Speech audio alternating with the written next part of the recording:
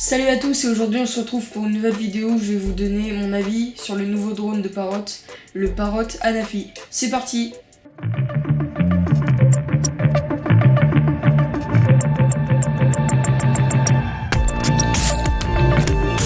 Donc je vais vous dire en premier les points qui n'ont pas changé et ensuite je passerai aux nouveautés.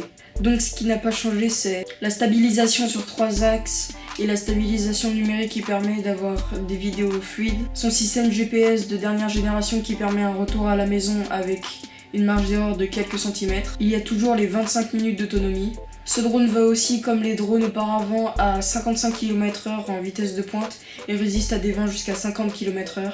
Il comporte un capteur grand angle. Donc pour la première nouveauté et qui a fait vraiment parler d'elle, c'est que ce drone filme en 4K cinéma. Ce drone est aussi doté de la technologie HDR qui lui permet d'améliorer ses performances vidéo et photos dans les faibles luminosités.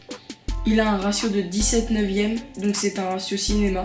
Il a un des meilleurs capteurs sur le marché, c'est un capteur Sony qui fait du 21 millions de pixels. Ce drone est le premier à avoir une nacelle indépendante qui comporte la caméra, donc on peut faire des prises de vue complètement à 180 degrés vers le haut. C'était déjà possible vers le bas mais pas vers le haut, donc ça promet de jolis plans et de nouveaux types de plans. Ce drone peut être pilotable jusqu'à 4 km de distance contre 2 km pour les versions précédentes. Ce drone reste très léger, il fait seulement 320 grammes, mais il est aussi très résistant grâce à son armature de fibre de carbone. Ce drone est pliant, il reprend un peu le concept du Mavic Pro, il se déplie en moins de 3 secondes et quand il est plié, il est aussi petit qu'une bouteille d'eau. Ce drone est rechargeable avec un câble USB type C, ce qui permet de le recharger avec une batterie externe pendant les voyages. Ce drone est aussi compatible avec la recharge rapide.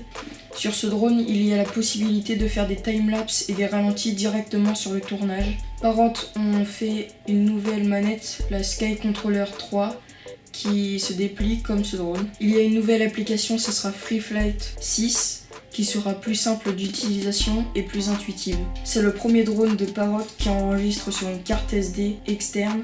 Donc on en a une fournie dans ce pack de 16 Go, mais on pourra aller jusqu'à 64 Go de stockage si on veut enregistrer plus longtemps. Ce drone résiste aussi à des températures extrêmes. Il peut aller jusqu'à une température moins 10 degrés et jusqu'à 40 degrés. Il y a possibilité de shooter en format RAW avec ce drone, donc ce qui permet d'avoir un meilleur travail en post-production. Donc ce que Parrot a voulu nous montrer à travers ce drone, c'est qu'ils veulent faire des drones plus compacts et plus faciles à emmener en voyage que le Parrot Bebop 2 par exemple.